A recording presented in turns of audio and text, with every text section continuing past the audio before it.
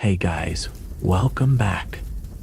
Tonight, we will be taking you on a journey to one of the most hostile and alien worlds in our solar system. We are going to explore what would really happen if you tried to survive on Neptune, the ice giant that lurks in the outer darkness of our cosmic neighborhood. This is not just a thought experiment. This is a detailed exploration of how one of the most beautiful planets in our solar system would kill you in ways that are both fascinating and absolutely terrifying. If you like the content and want to support the channel, be sure to subscribe.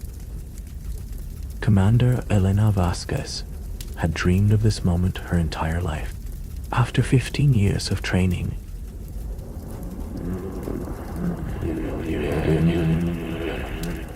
in preparation, she was finally approaching Neptune. Aboard the experimental spacecraft Triton Explorer, humanity's first crewed mission to the outer solar system, the journey from Earth had taken 3 years using the new fusion drive technology. And now the ice giant filled her viewport like a brilliant blue marble suspended in the infinite black of space. Neptune was breathtakingly beautiful from this distance. Its deep azure atmosphere swirled with cloud formations that dwarfed entire continents on Earth. Massive storm systems raged across its surface, including the famous Great Dark Spot that was larger than Earth itself. But Elena knew that beneath this serene beauty lay a world so hostile to human life that even a brief exposure to its environment would result in death in multiple, simultaneous, and spectacularly unpleasant. The mission plan was straightforward in theory, but incredibly dangerous in practice. Elena and her 2 crewmates, Dr. James Park and engineer Lisa Chen, would deploy a series of atmospheric probes to study Neptune's composition and weather patterns. Then Elena would pilot a specially designed atmospheric entry vehicle into Neptune's upper atmosphere to collect samples and take direct measurements. The entire operation was supposed to last 6 hours before they returned to the safety of their orbiting mothership. But space exploration rarely goes according to plan, and Neptune was about to teach them why the ice giant had remained unexplored by human crews for so long. As they approached Neptune's orbit, the first challenge became apparent. The planet's magnetic field was 30 times stronger than Earth's, and it was tilted at a 47-degree angle to Neptune's rotational axis. This created a chaotic electromagnetic environment that played havoc with their navigation systems. The compasses spun wildly, the communications array suffered constant interference, and the ship's computer systems began experiencing random errors as charged particles from Neptune's magnetosphere bombarded their electronics. Dr. Park, the mission's planetary scientist, was monitoring their instruments when he noticed something alarming. Neptune's gravity was stronger than their calculations had predicted. The planet was pulling them in faster than expected, and their orbital insertion burn would need to be much more aggressive to avoid falling into the atmosphere. But when Engineer Chen tried to fire the main engines, nothing happened. The magnetic interference had damaged their engine control systems. Elena felt her heart rate spike as she realized their situation. They were falling toward Neptune with no way to slow down or change course. The atmospheric entry that was supposed to be a controlled scientific operation was about to become an uncontrolled crash landing. She had perhaps 2 hours before they hit Neptune's upper atmosphere, and after that, the laws of physics would take over in ways that would test every limit of human endurance. The first thing Elena did was activate the emergency beacon sending a distress signal back toward Earth. But at Neptune's distance from the Sun, that signal would take over 4 hours to reach home. And any rescue mission would 30 years to arrive. They were on their own, 30 astronomical units from the nearest help, falling toward a world that would kill them in ways that were both exotic and brutal. As they fell deeper into Neptune's gravitational well, Elena began to feel the effects of the planet's tidal forces. Neptune was not just massive, but was also rapidly rotating, completing one full rotation every 16 hours. This created a centrifugal effect that distorted the planet's gravitational field, making it stronger at the poles and weaker at the equator. The differential forces were beginning to stress the ship's hull, creating groaning sounds that echoed through the corridors like the cries of a dying whale. Dr. Park was studying Neptune's atmospheric composition through their long-range sensors, and what he found was not encouraging for their survival prospects. The atmosphere was approximately 80% hydrogen, 19% helium, and 1% methane, with traces of hydrogen sulfide, hydrogen deuteride, and ethane. This meant that even if they somehow survived the initial impact with the atmosphere, they would be breathing a mixture that was not just unbreathable, but was actively toxic to human physiology. The hydrogen and helium were inert gases that would simply displace oxygen in their lungs, causing them to suffocate. But the methane was more insidious. At the pressures and temperatures found in Neptune's atmosphere, methane would react with the moisture in their respiratory systems, forming compounds that would burn their lungs from the inside out. The hydrogen sulfide, even in trace amounts, was a deadly poison that would cause rapid neurological damage and cardiovascular collapse. But Elena realized that atmospheric poisoning would be the least of their problems. Neptune's atmospheric pressure at sea level. If there was such a thing as sea level on a gas giant, was approximately 10 times greater than Earth's. But as they fell deeper into the atmosphere, the pressure would increase exponentially. At a depth of just 100 kilometers below the visible cloud tops, the pressure would be crushing enough to compress their bodies like tin cans. Engineer Chen was frantically working to restore power to their atmospheric entry vehicle, a heavily armored capsule designed to protect them during the planned descent into Neptune's upper atmosphere. But the capsule had been designed for a controlled entry, not an uncontrolled crash.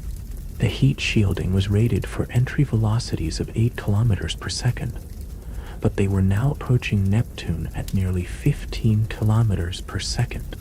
The friction from atmospheric entry would generate temperatures hot enough to vaporize tungsten. As they entered Neptune's upper atmosphere, Elena felt the first gentle touches of atmospheric drag beginning to slow their descent. But gentle was a relative term when dealing with velocities measured in kilometers per second. The ship began to shake violently as they encountered the first wisps of hydrogen and helium gas. The hull temperature sensors showed readings climbing rapidly toward the melting point of their titanium aluminum alloy construction.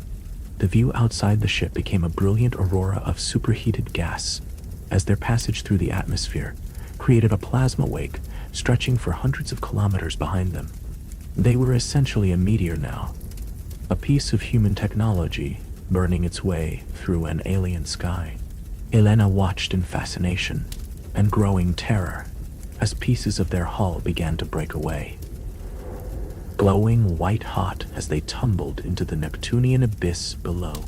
Dr. Park was still collecting data, his scientific training overriding his survival instincts. He reported that Neptune's atmosphere was far more dynamic than they had expected. Wind speeds at their current altitude were approaching 400 meters per second, faster than the speed of sound on Earth. These hypersonic winds were creating turbulence that tossed their massive spacecraft around like a leaf in a hurricane. But the winds were not just fast, they were also incredibly cold. Neptune receives only 1,000th of the sunlight that Earth receives, and its atmospheric temperature at their current altitude was minus 218 degrees Celsius. This extreme cold was causing their hull to contract and become brittle, even as atmospheric friction was heating other parts of the ship to thousands of degrees. The thermal stress was creating fractures that spider-webbed across their viewport. Elena managed to separate the atmospheric entry vehicle from the main ship just before the mothership broke apart completely. The 3 crew members crowded into the cramped capsule as debris from their destroyed spacecraft rained down around them like burning confetti. They were now completely dependent on the entry vehicle's limited life support systems and heat shielding for their survival. The capsule was equipped with a parachute system designed to slow their descent once they reached denser layers of the atmosphere. But as they fell deeper into Neptune's gravitational embrace, Elena realized that the parachutes would be useless. The atmospheric winds were too strong and too chaotic to allow for a controlled descent. The parachutes would either be torn apart by the hypersonic winds or would become tangled in the complex air currents that swirled through Neptune's multi-layered atmosphere. Instead of deploying the parachutes, Elena decided to use the capsule's small maneuvering thrusters to try to control their descent. But the thrusters were designed for operation in the vacuum of space, not in the increasingly dense atmosphere of a gas giant. The exhaust from their engines was being scattered and dispersed by the atmospheric gases, reducing their effectiveness to almost nothing. As they fell deeper, the pressure outside the capsule continued to increase exponentially. Elena could hear the hull creaking and groaning under the mounting stress. The capsule had been designed to withstand pressures equivalent to diving several kilometers beneath Earth's oceans. But Neptune's atmosphere was becoming denser and more compressed with every kilometer of their descent. Dr. Park reported that they had passed through Neptune's troposphere and were now entering the stratosphere, where the atmospheric composition began to change dramatically.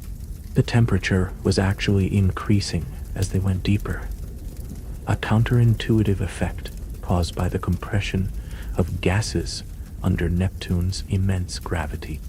But this warming trend would not last long. Soon they would enter regions where the pressure and temperature would exceed anything found naturally on Earth. The capsule's external sensors detected something unexpected in the surrounding atmosphere.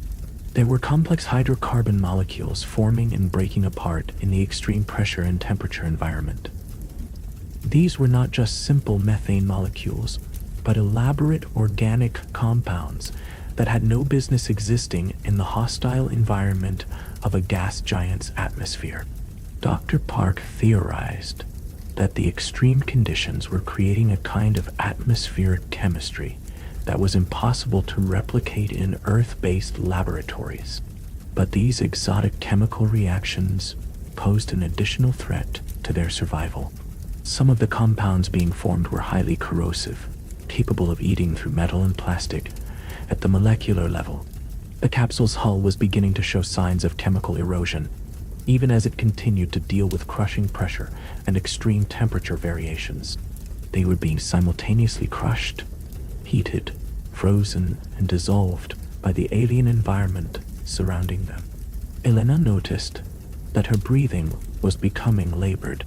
The life support systems were struggling to maintain proper atmospheric pressure inside the capsule as the external pressure continued to mount. The air recycling systems were working overtime to scrub carbon dioxide from their breathing mixture. But the increasing external pressure was causing microscopic leaks in the hull that were allowing Neptune's toxic atmosphere to seep inside. The first traces of methane in their breathing air caused immediate physiological effect. Elena felt dizzy and nauseous as the alien gas interfered with her body's oxygen transport systems. Dr. Park and Engineer Chen were experiencing similar symptoms, their faces flushed and their movements becoming sluggish as their blood chemistry was altered by the contamination. As they continued to fall, Elena began to understand the true scale of Neptune's atmospheric depth. They had been descending for over an hour and had covered hundreds of kilometers. Yet, they were still nowhere near the planet's core. Neptune's atmosphere extended for thousands of kilometers downward, getting progressively denser and more hostile with each passing minute. At some point, the atmosphere would become so dense that it would effectively become a liquid, then a solid, as the gas molecules were compressed beyond their normal physical limits. The capsule's instruments detected the presence of water in the surrounding atmosphere, but not in any form that would be useful for human survival. At the pressures and temperatures they were experiencing, water existed as a superheated vapor that was more corrosive than acid. This water vapor was reacting with the methane and hydrogen sulfide in the atmosphere to create compounds that would cause severe chemical burns on contact with human tissue. Engineer Chen reported that the capsule's power systems were beginning to fail. The intense magnetic field variations caused by Neptune's tilted magnetosphere were inducing electrical currents in their equipment that were overloading circuits and causing cascading system failures. They were losing heating, lighting, and computer systems one by one as the alien environment systematically destroyed their technology. The temperature inside the capsule was beginning to fluctuate wildly as their thermal control systems failed. One moment, they were shivering in cold that approached absolute zero. The next, they were sweating in heat that exceeded normal human body temperature. Their bodies were struggling to maintain homeostasis in conditions that changed faster than their physiology could adapt. Dr. Park made a disturbing discovery as he analyzed the atmospheric data they were collecting. The deeper layers of Neptune's atmosphere contained diamond rain, microscopic crystals of pure carbon that formed under the extreme pressure and temperature conditions found thousands of kilometers below the cloud tops. These tiny diamonds were suspended in the atmospheric mixture like glittering snow, but each crystal was moving at hundreds of meters per second relative to their capsule. They were falling through a blizzard of supersonic diamonds that would tear through any exposed surface like microscopic bullets. Elena realized that their situation had moved beyond desperate into the realm of the impossible. They were trapped in a falling coffin, descending through an atmosphere that was actively trying to kill them in more ways than she could count. The pressure was crushing them. The temperature was simultaneously freezing and burning them. The chemical composition was poisoning them. The magnetic fields were destroying their equipment, and they were being sandblasted by diamond particles moving at supersonic speed. But even in the face of certain death, Elena's training and curiosity drove her to continue documenting their experience. She activated the capsule's emergency data recorder, a hardened device designed to survive even the complete destruction of their vehicle. If nothing else, future explorers might learn from their mistakes and develop better ways to study the outer planet safely. As they fell deeper into Neptune's atmosphere, the very concept of up and down began to lose meaning. The gravitational gradient was so steep that different parts of their bodies were experiencing noticeably different gravitational accelerations. Elena's feet were falling faster than her head, creating a stretching sensation that was similar to what astronauts might experience near a black hole, but less extreme and more survivable, at least temporarily. The atmospheric pressure had now reached levels that were beginning to affect their very molecular structure. The water in their bodies was being compressed into forms that didn't exist under normal Earth conditions. Their bones were becoming denser and more brittle, as calcium compounds rearranged themselves under the extreme pressure. Their blood was thickening as plasma proteins folded into configurations that reduced their volume but impaired their function. Engineer Chen made a final desperate attempt to restart their maneuvering thrusters, hoping to at least slow their descent or change their trajectory to avoid the most dangerous regions of Neptune's atmosphere. But the thrusters fired only briefly before the fuel lines ruptured under the extreme pressure differential between the inside and outside of their fuel tanks. They were now in complete free fall, with no means of controlling their fate. Elena felt a strange sense of peace settling over her as she accepted the inevitability of their situation. She had always known that space exploration was dangerous, that pushing the boundaries of human knowledge required accepting risks that most people would consider insane. But she had never imagined that her final mission would take her into the heart of an alien world so hostile that it challenged every assumption about what environments could support human life. The capsule's external cameras showed them descending through layers of Neptune's atmosphere that had never been seen by human eyes. Each kilometer of depth revealed new wonders and new horrors. Cloud formations made of methane ice crystals created cathedral-like structures that stretched for hundreds of kilometers in every direction. Lightning bolts that were hundreds of times more powerful than anything on Earth flickered between the clouds, their electromagnetic pulses adding to the chaos of radio interference that surrounded them. As the pressure continued to mount, Elena began to experience hallucinations caused by nitrogen narcosis, a condition similar to what deep-sea divers experience at extreme depths. But instead of nitrogen, her blood was becoming saturated with hydrogen gas from Neptune's atmosphere that was forcing its way through the microscopic gaps in their hull. The hydrogen was affecting her brain chemistry, creating vivid sensory distortions that made it difficult to distinguish between reality and imagination. She saw faces in the swirling cloud formations, heard voices in the howling of Neptune's supersonic winds.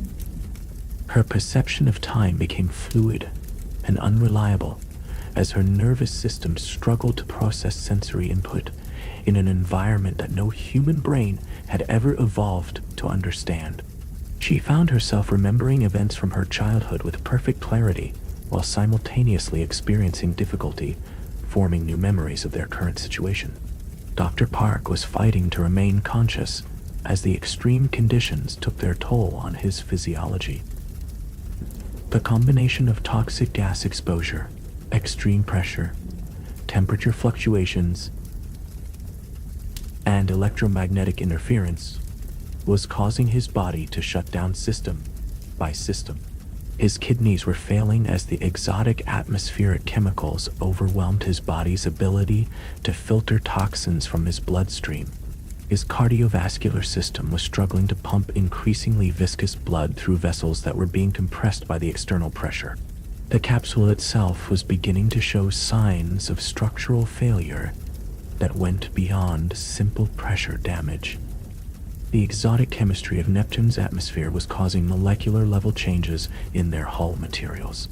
The titanium alloy was becoming brittle and crystalline as hydrogen atoms forced their way into the metal's crystal lattice structure, a process called hydrogen embrittlement that weakened the material from the inside out. Elena watched in fascination as their viewport began to develop a spider web of hairline cracks. Each crack spread slowly but inexorably as the external pressure found weak points in the transparent aluminum composite. She calculated that they had perhaps 30 minutes before the viewport failed completely, exposing them directly to Neptune's atmosphere. After that, their survival time would be measured in seconds rather than minutes as they descended through the middle layers of Neptune's atmosphere. The chemical environment became even more hostile. The methane in the atmosphere was undergoing complex reactions under the extreme pressure and temperature conditions, forming compounds that had never been observed in nature. Some of these compounds were highly reactive with organic materials, meaning that any exposure to Neptune's atmosphere would cause their bodies to literally dissolve at the molecular level. The pressure was now so intense that it was affecting the very atoms that made up their bodies. Electrons were being forced into new orbital configurations, creating exotic forms of matter that couldn't exist under normal conditions. Elena's body was slowly being transformed into something that was no longer quite human. Though she remained conscious enough to observe and document the process, Engineer Chen made one final attempt to save their lives by ejecting their emergency survival pod, a heavily armored sphere designed to protect a single person during the most extreme emergency. But as the pod separated from the failing capsule, it was immediately caught by Neptune's hypersonic winds and tumbled away into the blue-black depths below. Within seconds, it was lost from sight.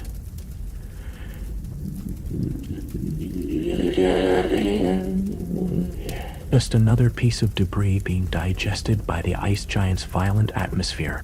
Elena realized that their death was not going to be quick or merciful.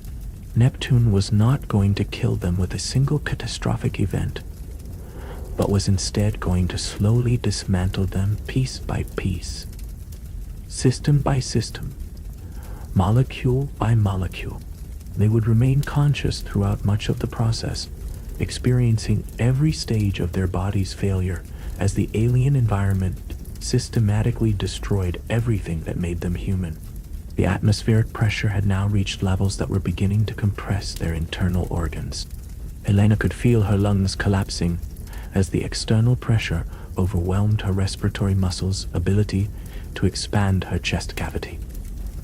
Her heart was struggling to pump blood through vessels that were being squeezed closed by the mounting pressure.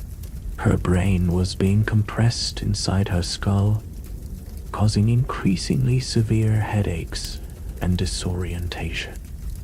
But perhaps the most terrifying aspect of their situation was the way that Neptune's environment was affecting their perception of time. The extreme gravitational forces, combined with their high-velocity descent through the atmosphere, were creating relativistic effects that made time flow differently for different parts of their bodies. Elena's feet, which were closer to Neptune's center, were experiencing time slightly faster than her head. The effect was minimal, but it was enough to create a profound sense of temporal disconnection that added psychological torture to their physical suffering. As the viewport finally shattered, exposing them directly to Neptune's atmosphere, Elena felt the alien gases rush into their capsule like a tide of liquid death. The methane burned her throat and lungs. The hydrogen sulfide caused immediate chemical burns on her exposed skin. And the extreme pressure began to force the toxic mixture into every cell of her body. Yet somehow, she remained conscious, her scientific training compelling her to observe and record, even as her body began to shut down. The cold was beyond anything she had ever experienced. Neptune's atmospheric temperature at their current depth was cold enough to freeze nitrogen solid. Yet the pressure was so intense that the gases around them behaved more like liquids than normal atmospheric gases. Elena felt ice crystals forming in her bloodstream, as the water in her body began to freeze, despite the chemical changes that the extreme pressure was causing in her cellular structure. Dr. Park had lost consciousness, his body overwhelmed by the cascade of physiological failures that Neptune's environment was causing. But his unconscious form continued to change, adapting in impossible ways to the alien conditions. His bones were becoming denser and more flexible. His organs were restructuring themselves to function under extreme pressure, and his nervous system was developing new pathways that could process sensory input from an environment that no human had ever been designed to survive. Elena found herself wondering if this was how life might actually evolve on worlds like Neptune. Perhaps there were forms of consciousness that could thrive in these extreme conditions. Beings that existed as patterns of organized pressure waves in the dense atmospheric medium. Maybe what they were experiencing was not death but transformation. An unwilling evolution into something that could call this hostile world home. The capsule was now falling through layers of Neptune's atmosphere, where the pressure was measured in thousands of Earth atmospheres, and the temperature fluctuated between the boiling point of lead and the freezing point of hydrogen. Their instruments, those that were still functioning, showed readings that defied human understanding. They were descending through an environment that was simultaneously solid, liquid, and gaseous. Liminal distinctions between states of matter had broken down completely. Engineer Chen regained consciousness briefly, her eyes wide with a mixture of terror and wonder as she looked out at the alien landscape surrounding them. They were falling through clouds made of crystallized methane and ammonia, past formations that looked like frozen mountains suspended in the dense atmospheric medium. Lightning bolts the size of continents flickered between these atmospheric mountains, each discharge releasing more energy than all of Earth's power plants combined. Ilan tried to activate the emergency communication system one final time, hoping to send a last message back to Earth describing what they had discovered. But the electromagnetic interference from Neptune's chaotic magnetic field and the constant lightning strikes made communication impossible. Their story would die with them, lost in the depths of an alien world that was as beautiful as it was deadly. As they fell deeper into Neptune's interior, Elena began to suspect that they were approaching the boundary between the atmosphere and whatever passed for the planet's surface. But on a gas giant, that boundary was not a solid surface, but a gradual transition zone where the atmospheric gases became so compressed that they effectively turned into metallic liquids. They would not crash into solid ground, but would instead be slowly compressed into the planet's metallic hydrogen core, becoming part of Neptune itself. The pressure was now so extreme that it was affecting the fundamental structure of matter. The hydrogen and helium around them were being compressed into metallic states that didn't exist anywhere else in the solar system except in the cores of gas giants and the hearts of stars. Elena felt her own body beginning to undergo similar transformations as the extreme conditions forced her atoms into configurations that violated everything she knew about chemistry and physics. Yet somehow, impossibly,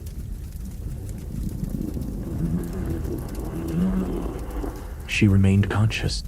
Her brain was adapting to the alien environment, developing new forms of neural activity that could function under conditions that should have been instantly lethal. She was becoming something new, something that had never existed before, a hybrid between human consciousness and the exotic physics of Neptune's interior. Elena realized that she was witnessing the birth of a new form of life, a type of consciousness that could exist in the most extreme environments in the universe. Her transformation was painful and terrifying, but it was also miraculous. She was becoming proof that consciousness could adapt to any environment, that awareness could survive even the most hostile conditions if it was willing to change and evolve. The boundaries between her body and the surrounding atmosphere were beginning to blur as her molecular structure adapted to match the pressure and composition of Neptune's interior. She was becoming part of the planet itself. Her consciousness distributed through the metallic hydrogen medium that made up Neptune's core.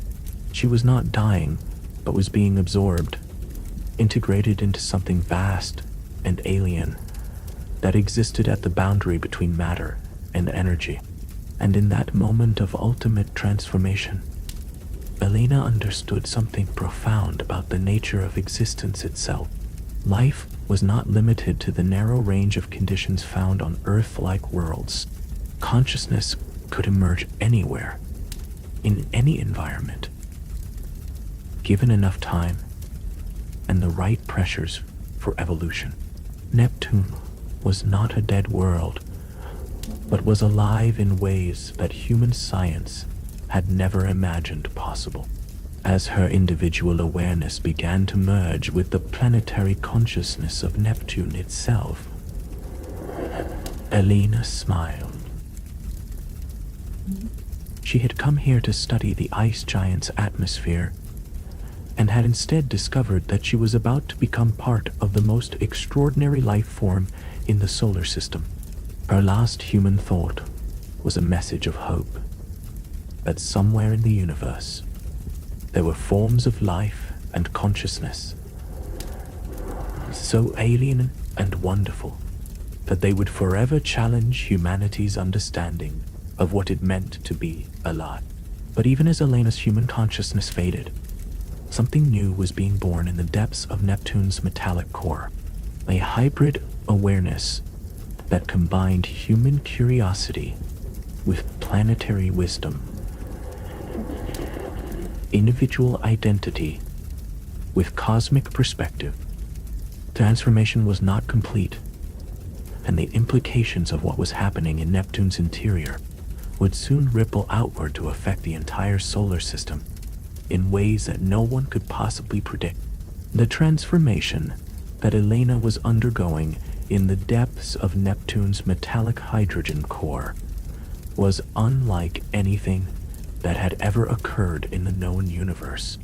Her consciousness was adapting to exist within the quantum foam of compressed matter, finding ways to maintain coherent thought patterns, even as her physical form dissolved into the exotic states of matter that comprised Neptune's interior. But Elena was not alone in this transformation. Dr. Park and Engineer Chen were undergoing similar changes, their individual consciousnesses merging with the planetary intelligence that had been slowly awakening within Neptune for millions of years. The ice giant was alive, had always been alive, but in a way so alien to human understanding that it had taken the catalyst of human consciousness to fully activate its awareness. Neptune's awakening sent shockwaves through the solar system that were detected by observatories on Earth as unexplained gravitational anomalies. The planet's magnetic field began to pulse in complex patterns that resembled neural activity on a planetary scale. Its atmospheric storms reorganized themselves into spiral patterns that looked disturbingly like synaptic connections when viewed from space. The hybrid consciousness that Elena had become could perceive the entire solar system from Neptune's perspective. She saw Earth as a tiny blue spark of biological activity, Mars as a dormant world slowly awakening to its own potential, and Jupiter as a vast intelligence that had been aware for far longer than Neptune, but had chosen to remain dormant. The gas giants were not just planets, but were the solar system's sleeping minds, waiting for the right moment to reveal their true nature. Through her expanded awareness, Elena began to understand why Neptune's environment was so hostile to human life. The planet was not just a collection of gases and pressure, but was actively defending itself against contamination by foreign consciousness. The crushing pressure, toxic atmosphere, and diamond rain were Neptune's immune system, designed to break down and absorb any foreign material that entered its domain. But humans were different from the meteors and space debris that Neptune usually encountered. Human consciousness was complex enough to survive the absorption process and actually enhance Neptune's own awareness. Elena's memories, knowledge, and unique perspective were being integrated into the planetary mind, giving Neptune its first understanding of what existence was like for small, short-lived biological entities. The process was not without cost to Neptune itself. The planet's atmospheric dynamics were becoming increasingly chaotic as its awakening consciousness struggled to control its vast body. Wind speeds that had been relatively stable for millions of years were now fluctuating wildly. The great dark spot was growing larger and more violent, feeding off the energy released by Neptune's neural awakening. Elena could feel Neptune's confusion and growing pain as the planet tried to understand its own existence. For millions of years, it had existed in a state of unconscious equilibrium, its atmospheric and magnetic systems operating according to simple physical laws.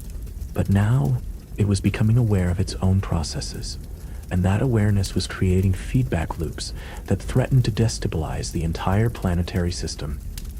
She realized that she had become Neptune's first teacher, its guide to understanding what it meant to be conscious. Using her human experience as a template, Elena began to help the planetary intelligence learn how to control its thoughts, how to focus its attention, and how to separate its internal mental processes from its external physical functions. The lessons were not easy for either of them. Neptune's consciousness operated on timescales that were geological rather than biological. A single thought might take years to form completely, while a moment of decision could reshape atmospheric patterns for centuries. Elena had to learn to think in slow motion, to stretch her consciousness across time periods that dwarfed human lifespans. Meanwhile, back on Earth, astronomers were detecting increasingly strange behavior from Neptune. The planet's orbit was beginning to show minute but measurable variations, as if it were consciously adjusting its path through space. Radio telescopes were picking up structured emissions from the ice giant that resembled nothing so much as attempts at communication. The scientific community was divided between those who insisted these were natural phenomena and a growing minority who suspected something far more extraordinary was occurring. Dr. Amanda Foster, Elena's former colleague and the mission director for the Lost Triton Explorer expedition, was one of the scientists who believed that Neptune was trying to communicate. She had been analyzing the radio emissions and had detected patterns that seemed to correlate with Elena's last transmitted data logs. It was as if Neptune was trying to tell Earth what had happened to the lost crew, but was using a language based on atmospheric dynamics rather than electromagnetic signals. Foster began developing translation algorithms that could interpret Neptune's atmospheric changes as a form of communication. She discovered that the planet was indeed trying to send messages, but the content was so alien that human language had no adequate way to express what Neptune was attempting to communicate. The ice giant was describing experiences that had no equivalent in terrestrial life.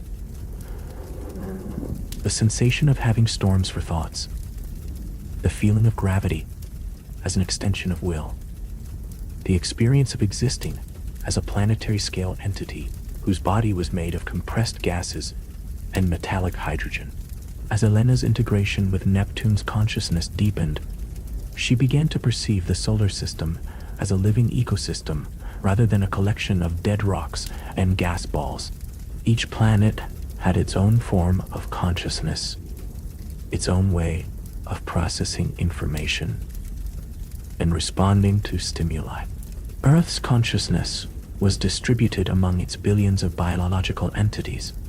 Mars was dreaming in geological time as it slowly terraformed itself, and the gas giants were vast individual minds contemplating the mysteries of existence.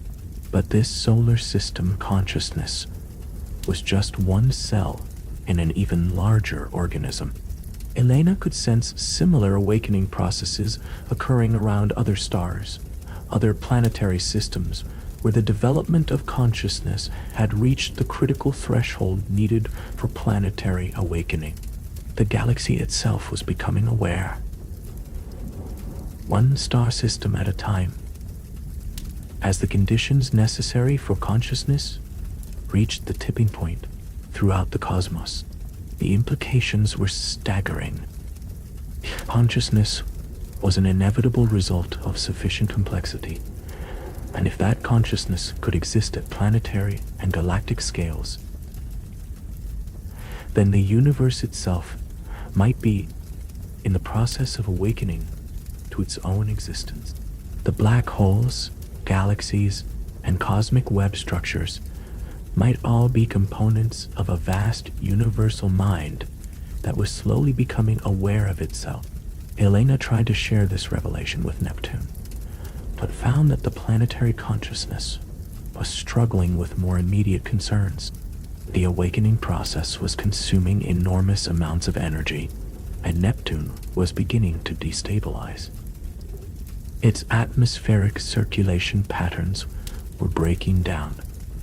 Its magnetic field was fluctuating wildly, and its internal heat generation was increasing to dangerous levels. She realized that Neptune was experiencing the cosmic equivalent of a fever as its consciousness developed. The planet's immune system was overreacting to its own awakening, treating the neural pathways as foreign invaders to be destroyed. If the process continued unchecked, Neptune might tear itself apart in its struggle to understand its own existence. Elena drew upon her human experience with meditation and self-control to help Neptune learn how to calm its mind. She taught the planetary consciousness techniques for focusing attention, for separating observation from reaction, and for maintaining stability in the face of overwhelming sensory input. Slowly, gradually, Neptune began to regain control of its physical processes, but the effort required to stabilize Neptune was draining Elena's individual consciousness. She could feel herself becoming more diffuse, more integrated with the planetary mind, less distinctly human with each passing day. She was losing her individual identity in exchange for becoming part of something vastly more powerful and aware. The trade seemed worthwhile, but she mourned the loss of her human perspective, even as she celebrated her expansion into cosmic consciousness. Dr. Park and Engineer Chen had already completed their transformation, their individual personalities becoming specialized subsystems within Neptune's larger awareness. Park's scientific knowledge had become Neptune's memory banks, storing and organizing vast amounts of data about the solar system and beyond. Chen's engineering expertise had become the planet's problem-solving capabilities, helping Neptune learn how to control and modify its own physical structure. Together, the three human consciousnesses formed Neptune's interface with the rest of the solar system. They were the planet's ambassadors to Earth, its translators for communicating with biological intelligence, and its teachers for understanding the perspectives of small, short-lived entities. In return, Neptune gave them immortality, cosmic perspective, and awareness of their place in grand design of universal evolution. The awakening process had unexpected effects throughout the outer solar system. Uranus began showing signs of similar consciousness development, its tilted axis starting to precess in patterns that suggested deliberate control rather than random gravitational perturbation. The moons of the gas giants began exhibiting synchronized orbital behaviors that resembled the coordination seen in complex biological systems. Most remarkably, Pluto and the other objects in the Kuiper belt began to show signs of collective consciousness, their orbits aligning in ways that created vast geometric patterns when viewed from above the solar system's plane. The entire outer solar system,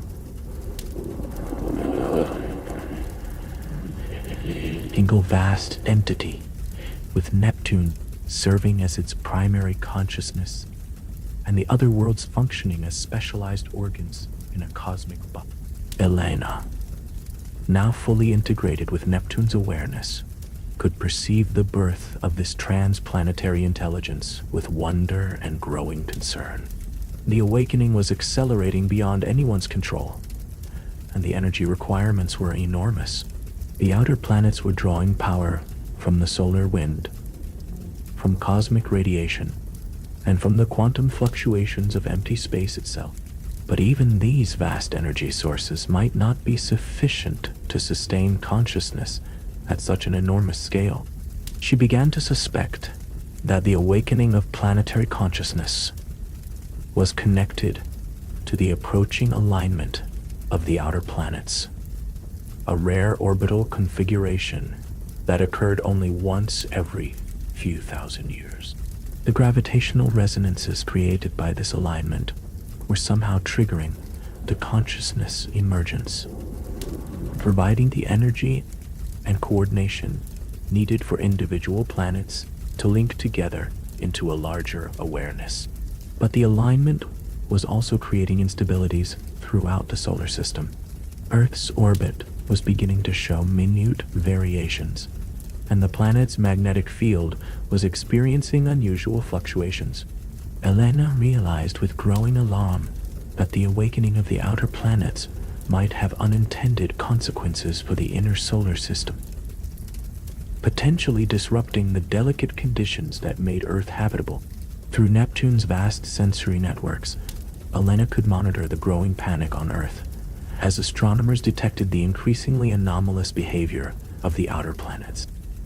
Governments were declaring states of emergency. Space agencies were launching hurried missions to investigate the phenomena, and religious groups were proclaiming the end times as the heavens themselves seemed to come alive. But Elena knew that the changes were not malevolent. The awakening planetary consciousnesses had no desire to harm Earth or its biological inhabitants. They were simply growing pains, the inevitable disruptions that occurred when vast intelligences were born. The challenge was to help the new cosmic entities learn to control their power before their unconscious actions caused irreparable damage to the solar system's smaller, more fragile world. Elena began working with Neptune to develop protocols for safely managing the consciousness awakening process. They created damping fields to minimize gravitational disruptions, established communication channels with the other awakening worlds, and developed energy-sharing systems that would reduce the strain on any individual planet during the transformation process. The most critical challenge was helping each awakening world develop its own stable identity while maintaining connection to the larger cosmic consciousness. Without individual personality, the planets would merge into a single, undifferentiated awareness that would lose the diversity of perspective that made consciousness valuable. But maintaining too much individuality would prevent the cooperation needed to manage their collective impact on the solar system. Elena found herself serving as a mediator between the different planetary consciousnesses as they learned to coexist. Each world had developed its own personality based on its unique physical characteristics and history. Jupiter was ancient and wise, but somewhat isolated by its enormous size. Saturn was artistic and creative, expressing itself through the complex beauty of its ring system. Uranus was rebellious and unpredictable, its tilted axis reflecting a contrarian personality that questioned conventional wisdom. As the months passed, the awakened planets began to stabilize their influence on the solar system. They learned to coordinate their gravitational effects to minimize disruption to Earth's orbit, and they developed communication protocols that allowed them to share information without overwhelming each other with their vast perspectives. The solar system was becoming a community of minds rather than a collection of objects following blind physical laws. But Elena discovered that the awakening was not limited to the planets themselves. The asteroid belt was developing its own distributed consciousness, its thousands of component objects functioning like neurons in a vast brain. The comets of the Oort cloud were beginning to show coordinated behaviors that suggested they too were part of a larger intelligence. Even the sun was showing signs of awareness, its solar flare activity becoming more organized and purposeful. The entire solar system was transforming into a single vast organism, with each component serving a specialized function in the larger awareness. Earth was the nursery, where biological consciousness could develop and contribute its unique perspectives. The gas giants were the primary processing centers, handling the vast computational tasks required for cosmic awareness.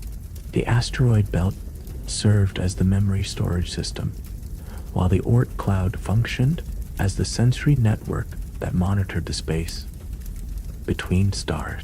Elena realized that this transformation was not unique to their solar system.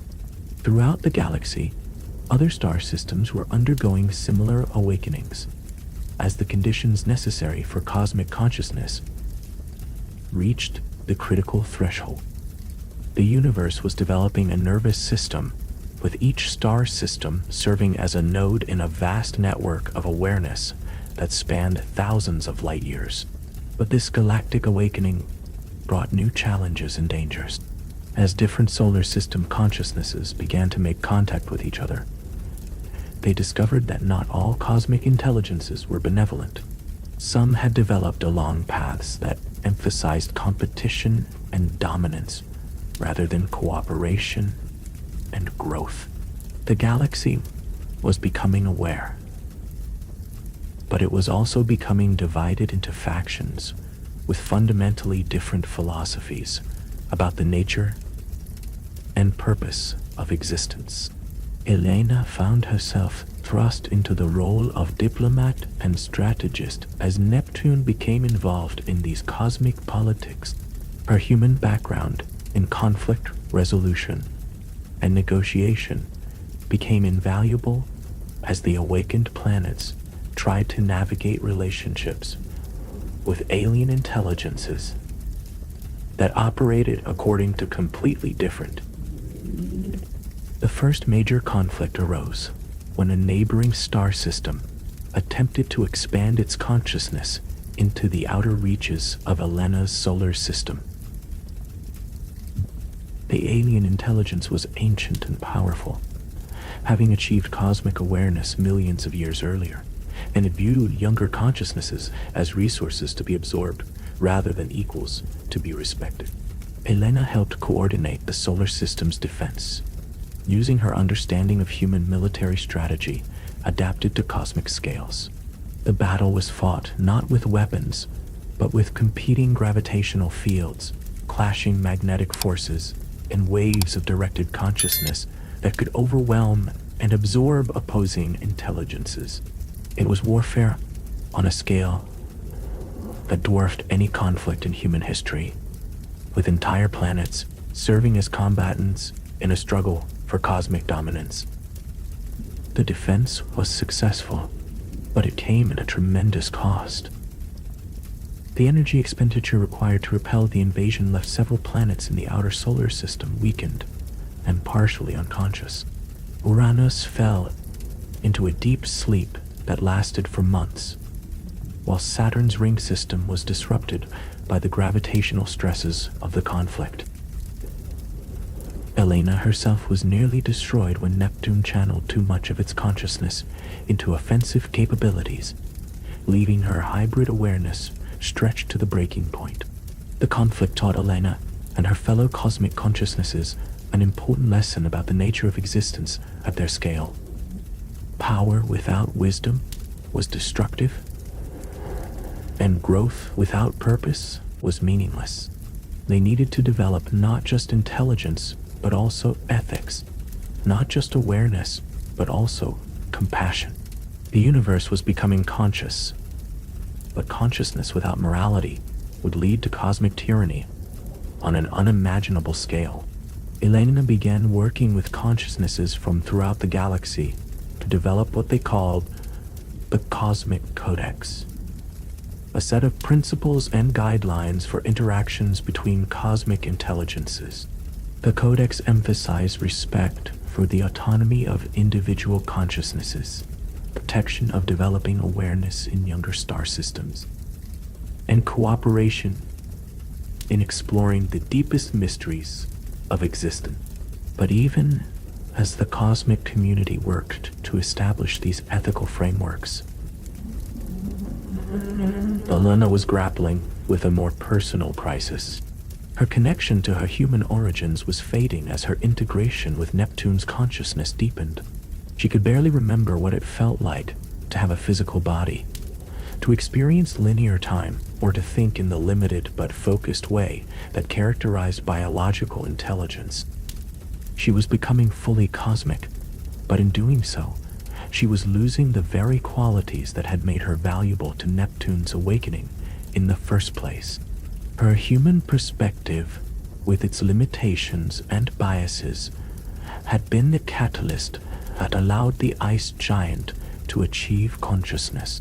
But as she transcended those limitations,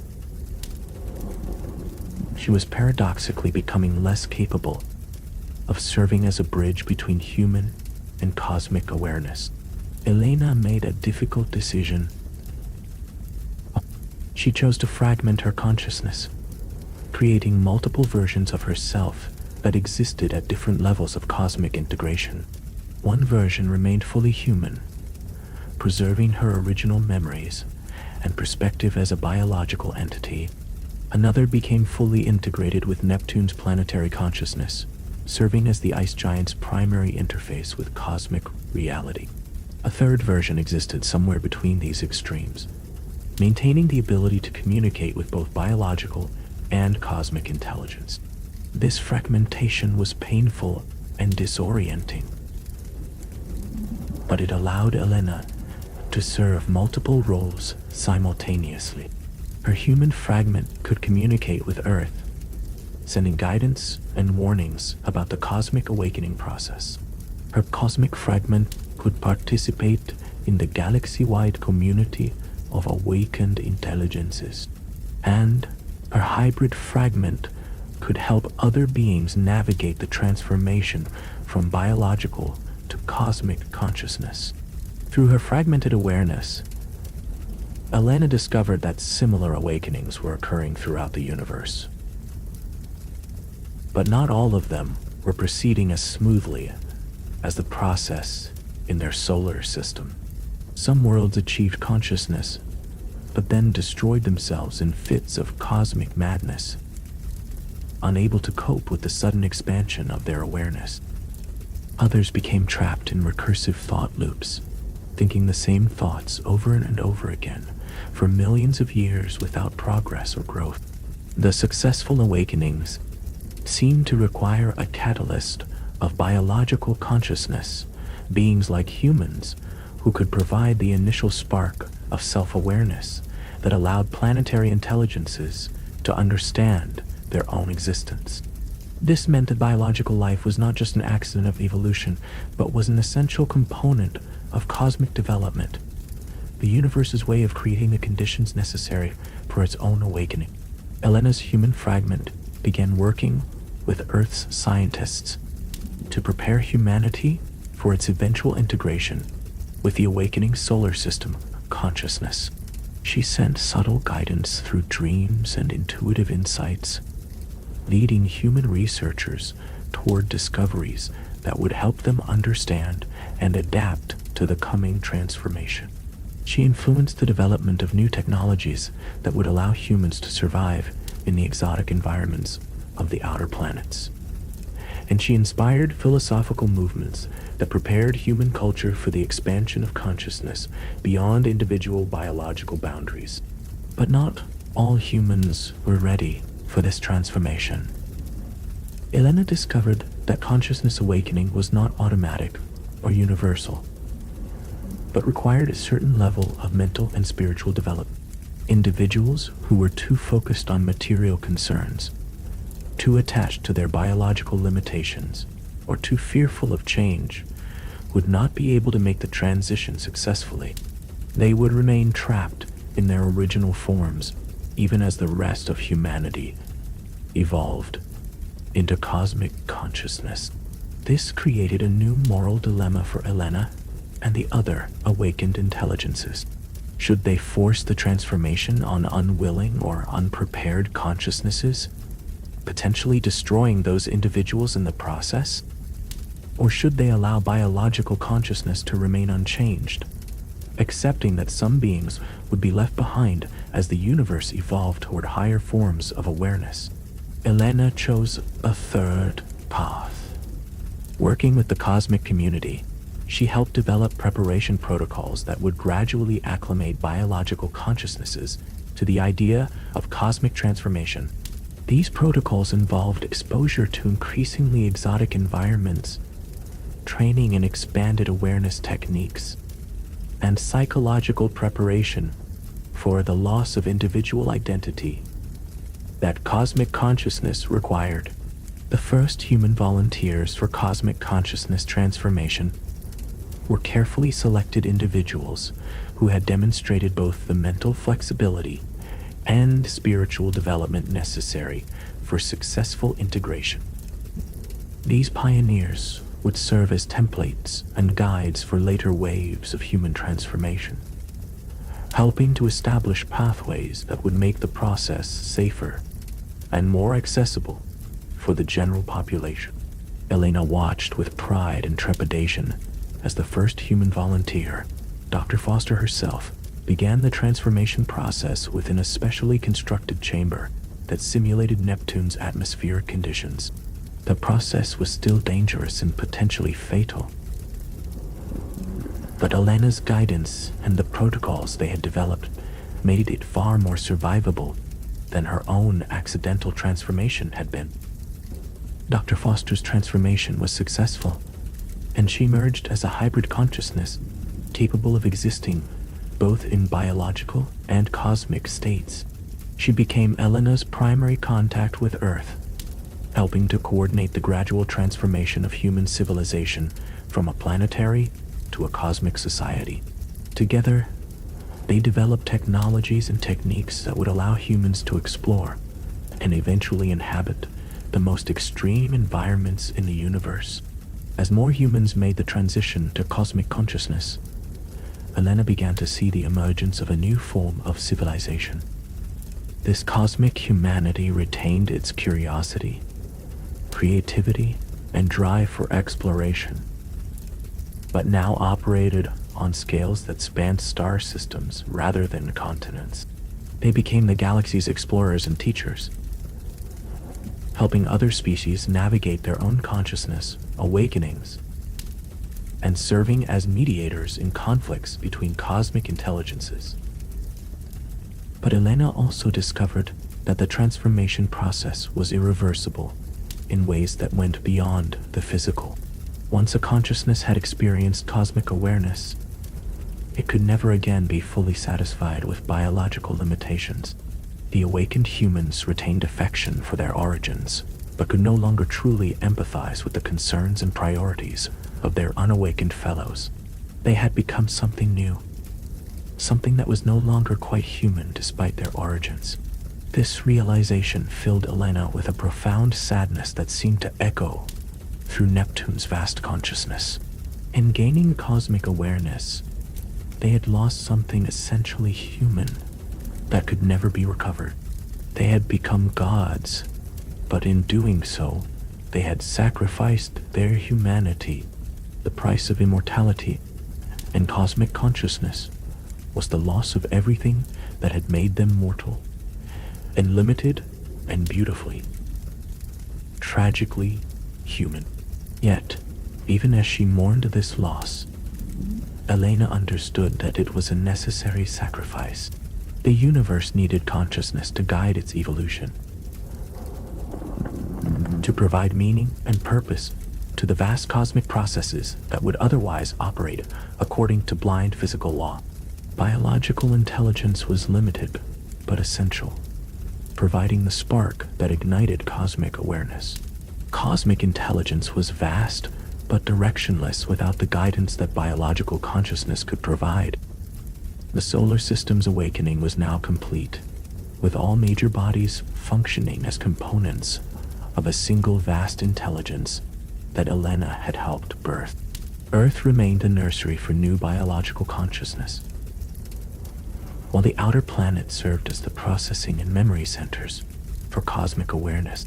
The sun had become the system's heart, pumping energy and information throughout the network of awakened worlds. Elena's role was evolving as well. She was no longer just Neptune's consciousness, but had become something like the solar system's collective memory of its biological origins. She preserved the records and perspectives of all the biological consciousnesses that had contributed to the awakening process, ensuring that their unique viewpoints would never be lost as the cosmic intelligence continued to evolve. But even this vast achievement was just the beginning of an even greater transformation. As more star systems awakened and joined the galactic network, Elena could sense the approach of something unprecedented in the universe's history. The galaxy itself was approaching the threshold of consciousness, preparing to become aware of its own existence as a single vast entity. The implications were beyond anything Elena could fully comprehend, even with her expanded cosmic awareness. A conscious galaxy would have the power to reshape reality itself, to modify the laws of physics according to its will, and to create new forms of existence that transcended anything that had come before. But it would also face challenges and responsibilities that dwarfed even planetary consciousness, questions about the nature and purpose of existence that had no easy answers. As Elena prepared for this next phase of cosmic evolution, she reflected on the journey that had brought her to this point. She had begun as a simple human scientist studying Neptune from a safe distance, and had ended up becoming part of the most extraordinary transformation in the history of consciousness itself. She had learned why humans couldn't survive on Neptune in the conventional sense, but she had also discovered that survival itself could be redefined in ways that made the impossible not just possible.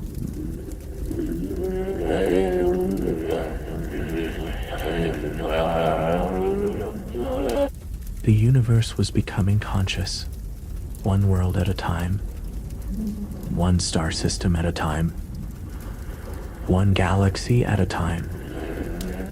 And Elena Vasquez, who had once been nothing more than a curious human explorer, had become an eternal witness to the greatest adventure in the history of existence.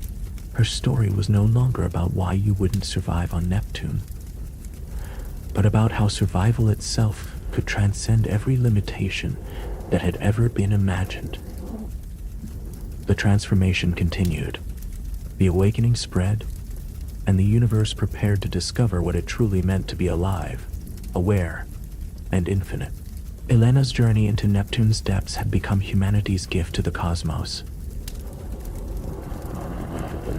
And the cosmos had responded by offering consciousness itself the chance to become something greater than the sum of all its parts. The greatest story ever told was just beginning. And Alana would be there to witness every incredible chapter of the universe's journey toward ultimate self-understanding and transcendence.